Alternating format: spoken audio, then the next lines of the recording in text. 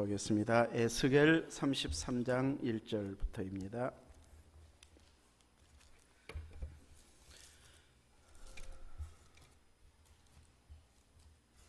에스겔 33장 1절 말씀부터 7절까지 봉독하겠습니다.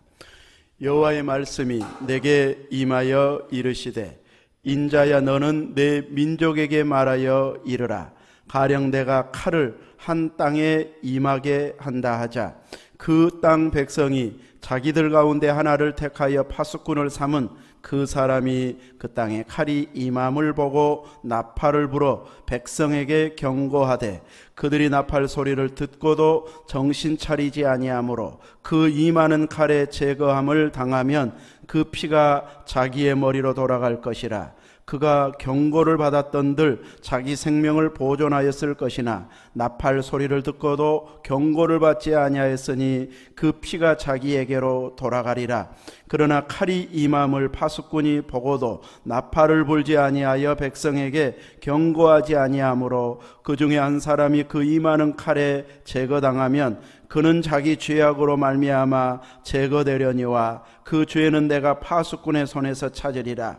인자야, 내가 너를 이스라엘 족속의 파수꾼으로 삼음이 이와 같으니라. 그런즉 너는 내 입의 말을 듣고 나를 대신하여 그들에게 경고할지어다. 아멘. 오늘 본문 에스겔 33장 1절에서 7절 말씀 중심으로 너를 파수꾼으로 삼았노라, 이런 제목으로 은혜를 사모하도록 하겠습니다. 이 파수꾼이라고 하는 말의 사전적인 뜻은 경계하여 지키는 일을 하는 사람, 이것이 첫 번째 뜻이고, 두 번째는 어떤 일을 한눈 팔지 아니하고 성실하게 하는 사람을 비유적으로 이를 때 이 말을 쓴다. 한눈 팔지 않고 성실하게 일하면, 파수꾼처럼 일 잘하네, 이런 식으로 표현한다는 것이죠. 군대에서는 보통 보초서는 경계병을 파수꾼이라 이렇게 보초라고 하기도 합니다. 만약에 내 자녀가 혹은 주변 사람이 파수꾼이다, 또 이 보초를 서고 있다, 그 일을 평생 한다면은 자랑할 만한 직업일까요? 썩 내세울 만한, 자랑할 만한 직업으로 자랑거리가 될 만한 그런 직업은 아닙니다. 아파트로 말하면 수의가 될 수도 있고, 또 큰 회사 같은데, 이제 이런 자들이 다 파수꾼의 역할, 문지기의 역할이라고 할 수 있는데, 그런데 비상사태가 벌어질 때는 그 역할을 잘했느냐 못했느냐에 따라서 엄청난 차이가 납니다. 군대 용어이면서 일상생활에서 우리가 어떻게 이 역할을 잘 감당하느냐에 따라서 각각이 다 파수꾼의 역할을 하고 있는 분야들이 있게 되어집니다. 1차적으로 파수꾼은 이 나라를 지키면서 경계선에서 적들이 쳐들어오면 신호를 보내야 됩니다. 적이 쳐들어왔다 하고. 우리나라 같은 경우에는 뭘로 알렸어요? 봉화대에서 연기로 알리기도 하고, 또 이 이스라엘 같은 경우에는 이 나팔을 불려서 나팔 부는 그 울림에 따라서 적이 쳐들어온 것인지 모이라는 의미인지 그 의미가 다 전달이 되어졌습니다. 그런데 이 파수꾼이 적이 쳐들어온 것을 보고 적이 쳐들어왔다면서 나팔 불 생각은 안 하고 내가 얼른 물리쳐버려야지 하고 본인이 싸우러 가면 용감해 보이기는 하는데 파수꾼의 역할을 잘 감당한 것일까요? 그것은 아닙니다. 적이 딱 한 사람만 쳐들어왔으면 자기가 이겨버리면 끝날 수 있지만, 혼자 싸워서 이기면 나라에서 잘 적을 물리쳤는지 알지도 못할 수도 있습니다. 그래서 용감한 것이 필요한 것이 아니고 자기가 맡은 그 임무를, 사명을 잘 감당하는 것이 더 중요하기 때문에 파수꾼은 본인이 싸우러 가는 것이 1차가 아니고 알리는 것, 나팔을 부는 것이 1차 사명입니다. 그래서 이제 다 위에 알려져 가지고 군대 동원해서 이제 싸우러 가자 하고 군대가 왔을 때 본인도 합세해서 싸우는 것은 괜찮지만 나팔을 불지 않고 파수꾼의 역할을 하지 아니하고 먼저 싸우러 가는 것은 직무유기가 되어버립니다. 화재가 일어났을 때 맨 처음 발견한 사람이 그 임무로 임명받은 것은 아니지만 파수꾼의 역할을 해야 됩니다. 그런데 막상 불이 나면 처음부터 크게 나보면 이제 신고부터 하는데 처음에는 조그매지다 보니까 내가 먼저 꺼보려고 노력하게 됩니다. 그러다가 커버려 가지고 나중에 신고하면 그 소방차가 올 사이에 다 오는 사이가 막 1분 만에 온 것도 아니고 다 20, 30분 금방 걸려버리기 때문에 이제 거의 타버리는 경우가 허다합니다. 또 도시 같은 경우는 차를 막 골목에 다 주차해 놔가지고 소방차가 들어가지를 못하는, 차 막 치워버리면 소방대원들이 또 막 보상을 해줘야 되는 이런 식이 돼버려가지고, 다른 나라는 아예 차 불 끄기 위해서는 비상시에는 막 유리도 깨고 차 움직이기도 하고 막 그러는데, 우리나라는 아직 그 법까지 통과가 안 됐기 때문에 차가 있으면 못 들어가고 막 발만 동동 구르고 있는 이런 상황에서 더 크게 번져버리는 경우도 있습니다. 이렇게 화재를 발견했을 때는 먼저 신고해야 되는데, 자기가 꺼보겠다고 하다가 안 되니까 신고하면 늦어버릴 때가 있는 이런 경우들도 있습니다. 오늘 7절 말씀에 보면 인자야, 에스겔을 가리킵니다. 인자야, 내가 너를 이스라엘 족속의 파수꾼으로 삼음이 이와 같으니라. 에스겔 선지자를 이스라엘의 파수꾼으로 하나님께서 세웠다, 이렇게 말씀합니다. 그래서 하나님이 전달하라고 하는 말을 이스라엘 백성들에게 내가 너에게 전해줄 때 네가 가서 파수꾼처럼 전달해 주어라 하면서, 이제 이 칼이 땅에 임함을 보고도 나팔을 불어 파수꾼이 경고해야 되는데, 백성들이 정신 안 차리고 경고했는데도 피하지 않고 칼에 맞아 죽으면 그것은 자기 책임이다, 피하지 않았기 때문에. 그러나 파수꾼이 경고의 나팔을 불지 않아 가지고 이 위급한 상황인지 모르고 있다가 당해버리면 책임은 파수꾼에 있다. 이것을 이제 영적인 의미로 부여해서 이제 하나님의 심판의 선언을 파수꾼인 에스겔에게 전하도록 했을 때에, 에스겔이 전하지 않아 가지고 심판당하면 에스겔에게 책임을 묻겠다, 파수꾼의 사명에 책임을 묻겠다. 그러나 에스겔이 전파했는데도 불구하고 백성들이 깨어 경성 안 해가지고 귀담아 듣지 않고 받아들이지 않고 이렇게 있다가 심판당하게 되면 그것은 자기 책임이다. 이 말을 하기 위해서 에스겔 선지자에게 파수꾼으로 세웠다고 말하고 있습니다. 우리가 기억해야 할 것은, 우리 시대에 하나님께서 보낸 파수꾼은 우리가 되어질 수 있다는 것을 알아야 할 것입니다. 하나님께서 말씀을 주실 수 있는 사람은 성도 중에서 말씀을 주시고 하나님의 말씀을 전하게 하고 보여주게 하기 때문에 우리가 파수꾼의 사명을 주변에 감당하는 자가 되어져야 됩니다. 그래서 동네 사람들이 우리를 보면서 저분 보면 예수님을 믿고 싶어진다, 안 믿으면 큰일 날 것 같다, 이런 마음이 들 만큼 깨어있는 모습을 보일 수 있어야 됩니다. 근데 제대로 이 파수꾼의 사명을 감당하려면 주님께 인정받고 주님께 칭찬받는 자가 되어야 되고, 또 사람들에게도 인정받아야 됩니다. 내가 정말로 주님으로부터 받은 말이 맞는데 사람들이 내 말을 신임을 하지 않는다, 인정해 주지 않는다면 평소 우리가 인정받게 행동하지 못했기 때문에 받아들이지 않는 것이 되어지기 때문에, 주님 앞에도 인정받고 사람들에게도 저 사람은 이제 나하고 친하지는 않아도 저분은 늘 자기 행동에 책임지는 분, 자기 말에 책임지는 분, 자기가 맡은 일은 성실하게 일하는 사람, 이런 정도가 인정이 되어져야 우리에게 주어진 파수꾼의 사명을 감당할 수 있게 되어집니다.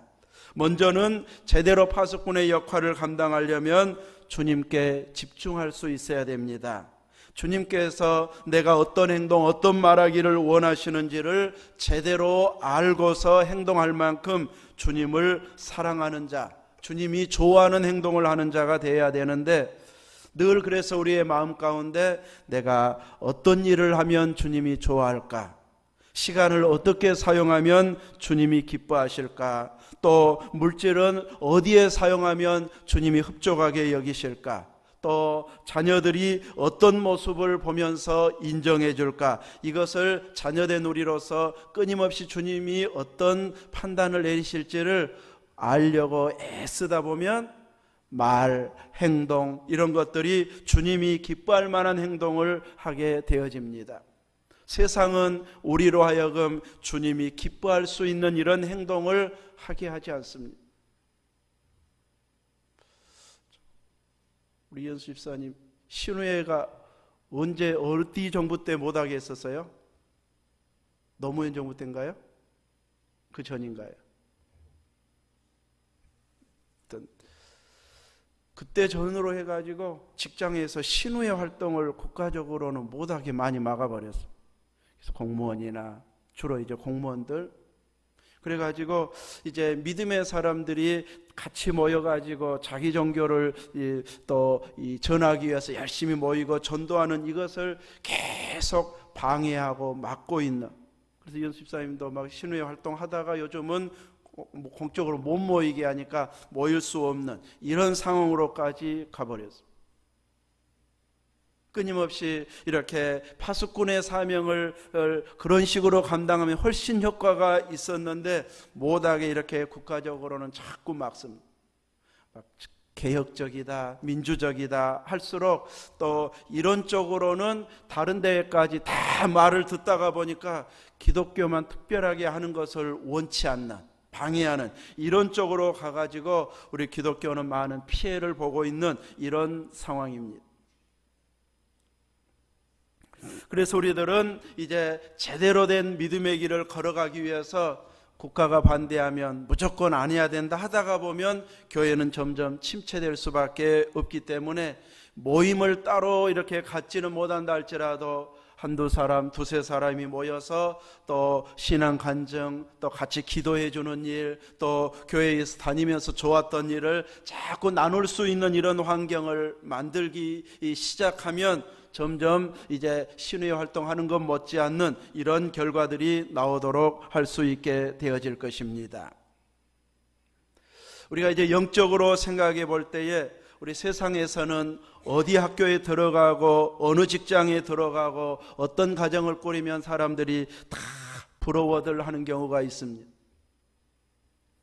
방금도 이제 요양원에서 예배드리고 그 직원과 잠깐 이제 이야기할 때 딸이 전대만 들어갔으면, 다른 데는 부담되고 전대 들어갔으면 했는데 전대는 못 들어가고 이제 이 광주 여대인가 들어갔다고 그러던데, 그래서 참 어떻게 이제 등록금 하나 걱정했더니 장학금 100만 원이 나와가지고 이제 이 국립 들어간 것만큼 이제 조금 부담이 줄었다고 그래서 좋아하시더라고요.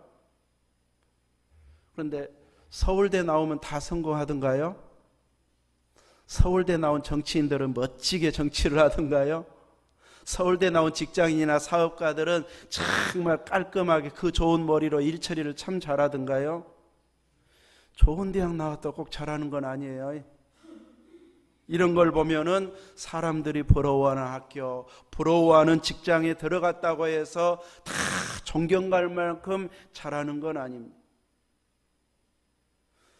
드라마 보면 막 속 터지게 하는 사람들 있죠? 실제로 그런 일이 있을까요, 사회에?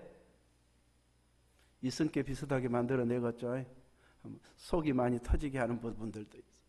그만큼 세상은 똑똑하다, 가진 자다 하는 사람들이 더 이렇게 악하게 머리 쓰면은 더 다른 사람을 이렇게 무시하고 무너지게 만드는 대로 좋은 머리를 사용해버리는 사람들도 있습니다. 이제 그걸 말하려고 하는 건 아니고, 이제 여기에서 말하고자 하는 것은 우리들이 다 부러워하는 학교, 부러워하는 직장에 들어갔을 때 주님도 부러워할까요? 그 학교 들어갔다고, 그 직장 들어갔다고? 오늘 재직하면서 히브리서 11장 6절에서 본 것처럼 무엇이 없으면 주님을 기쁘시게 할 수 없습니까? 믿음이 없으면 주님을 기쁘시게 하지 못합니다.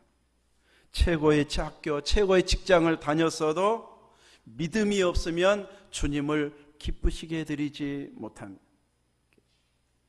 학교 안 나와도, 가진 것이 적어도 믿음이 있으면 주님을 기쁘시게 해드릴 수 있지만, 사람들이 부러워할 만큼의 좋은 학벌과 또 지위를 가지고 있어도 믿음 없으면 주님에게는 전혀 기쁨이 되지 않습니다. 그래서 우리 자녀손들 중에서 좋은 직장 다니고 다 집이 있으면 마음 편하다, 안 믿는데도 우리가 그 마음 먹으면 안 돼요. 예수 믿는 사람들은 아무리 잘 살고 사업이 번창하고 집이 막 한두 채씩 있어도 예수님을 안 믿으면 항상 안타까운 마음으로 하나님 앞에 기도하고 있어야 돼요. 돌아올 때까지. 왜냐하면 믿음이 없으면 주님이 기뻐하지 않고, 주님이 기뻐하지 않으면 결코 성공한 자가 아니기 때문에, 이것은 내가 주님 앞에 가기 전에 기어이 믿게 만들리라 하면서 주님 앞에 매일같이 빠지지 않고 기도해서, 그 기도하느라고 내가 기도하면서 기도줄이 잡히고, 그 기도하느라고 내 믿음이 좋아질 만큼 계속 붙잡고 기도하는 자리에 있어야 됩니다. 자녀들도 다 내 마음대로 못하고, 내 믿음이 좋다고 자녀들이 다 신앙생활 잘하는 것도 아니고, 사무엘같이 그렇게 유능해도 또 백성들은 그 아들들이 제대로 사사 역할 못하니까 우리에게 왕 세워주십시오 그러고 있잖아요. 본인은 믿음 좋은데 자녀까지 책임질 수 있을 만큼이 되어지지 않습니다. 어렸을 때는 말 들었는데 조금 머리 크면 말 안 듣기 때문에. 그래서 우리들은 끊임없이 제대로 하나님 앞에 돌아오도록 기도하는 역할을 해서 가정의 파수꾼의 역할을 잘 감당하면서 주님이 기뻐하는 일에 더 신경 쓰고 더 마음을 모으고 시간을 보내서 주님이 원하는 일을 해내는 자가 되어야 됩니다. 왜냐하면 주님은 꼭 교회 여러 직분만을 주어서 일하게 하시는 것이 아니고, 직장으로도 보내고 가정으로도 보내고 마을로도 보내고 친목 모임으로도 보내서 거기에서 예수 믿는 향기를 풍겨라, 예수 믿는 자답게 행동해라, 이런 것으로 우리들로 각처에서 활동해서 우리 때문에 예수님께 돌아오는 자가 만들어지도록 그 역할로 우리를 파수꾼으로 보내고 있습니다. 그래서 우리 믿는 사람들은 주님 앞에서 깨어 있을 뿐만 아니라 지역에서는 일 잘한단 말도 들어야 됩니다. 왜냐하면 일을 못하고 또 말에 책임을 안 지고 신용이 없으면 사람들로부터 뭔 말을 하든지 인정을 못 받아버리면 오히려 교회에 욕을 먹게 하지 전도할 수가 없게 되어집니다. 그래서 이제 어떤 일을 맡아도 참 똑소리나게 일 잘하더라, 맡은 책임감이 강하더라, 또 저분에게 맡기면 틀림없더라, 이런 말을 들을 만큼 우리들은 하나님 앞에서뿐만 아니라 사람들에게도 인정받고, 최종적으로는 주님께로 연결되어 주님 앞에 인정받아야 내가 믿는 예수님, 내가 다니는 교회, 또 꼭 믿어야 된다고 전도할 때 함부로 반항하지 않고 또 무찌르지 않고 우리의 말을 귀담아 듣는 이런 모습이 되어지려면 그만큼 우리가 영향력을 키워갈 수 있어야 됩니다. 그래서 인간관계도 잘 맺고 또 실수를 했을지라도 그분 그럴 분 아닌데 하고 인정해 주려면 평소에 인정받는 자가 돼야 됩니다. 실수 안 했는데 누군가가 잘못 보고 말했는데도 맞아, 그 사람 그럴 줄 알았어, 이렇게 되어버리면 안 된다는 거죠.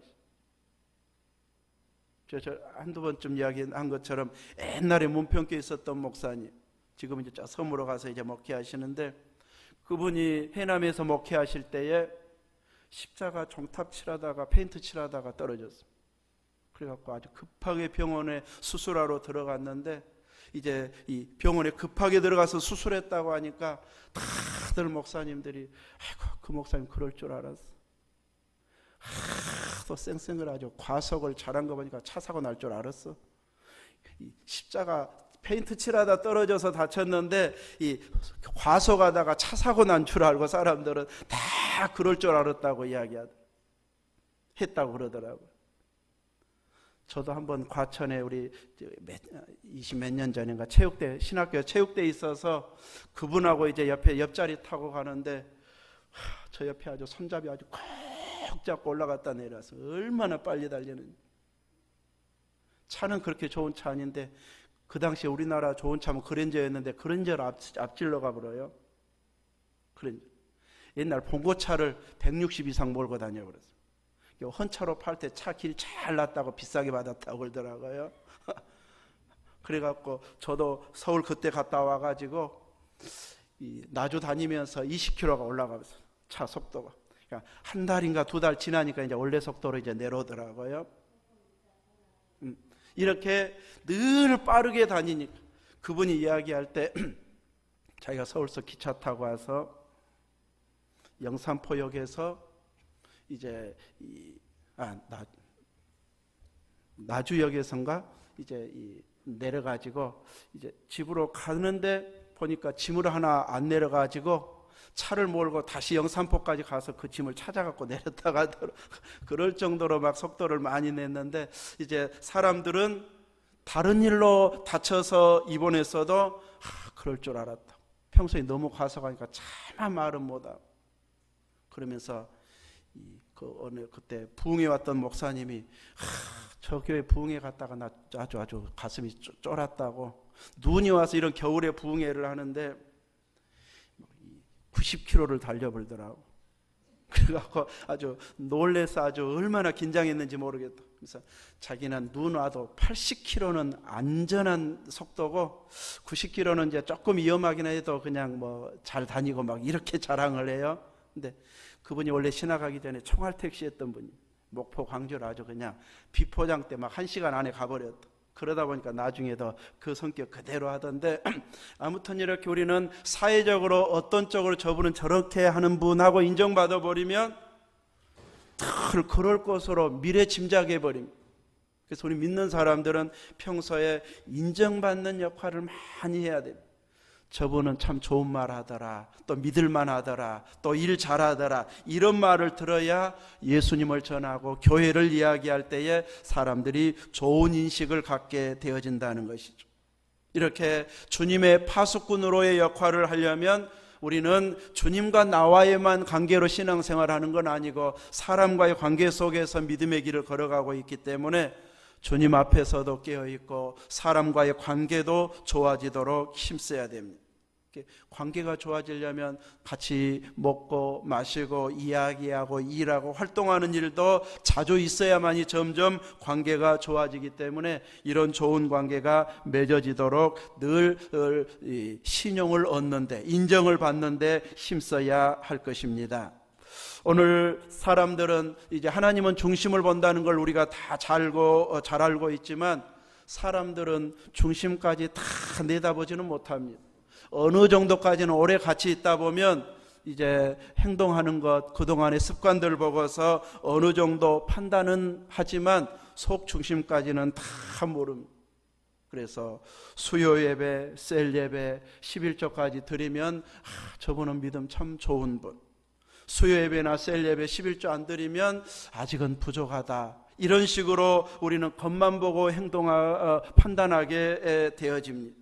그래서 어떤 때는 주님 앞에 칭찬받을 만큼 믿음 생활 잘해도 아직 사람에게 인정받지 못하는 경우가 있고, 또 사람들에게 겉모양 보는 사람들에게는 인정받는데 그 중심이 주님 앞에 인정받지 못해서 사람에게는 칭찬받아도 주님 앞에는 칭찬받지 못하는 경우도 있기도 합니다. 그래서 우리들은 주님 앞에서도 제대로 된 믿음 생활을 하고 또 겉모양을 보는 사람들 앞에서도 어느 정도는 인정받을 만큼 열심히 교회 활동을 해주는 것도 필요합니다.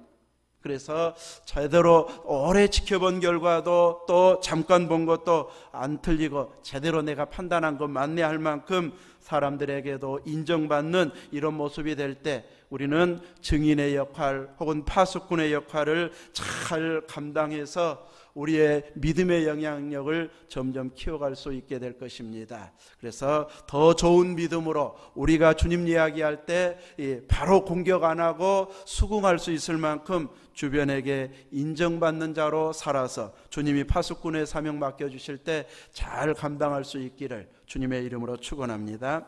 아멘.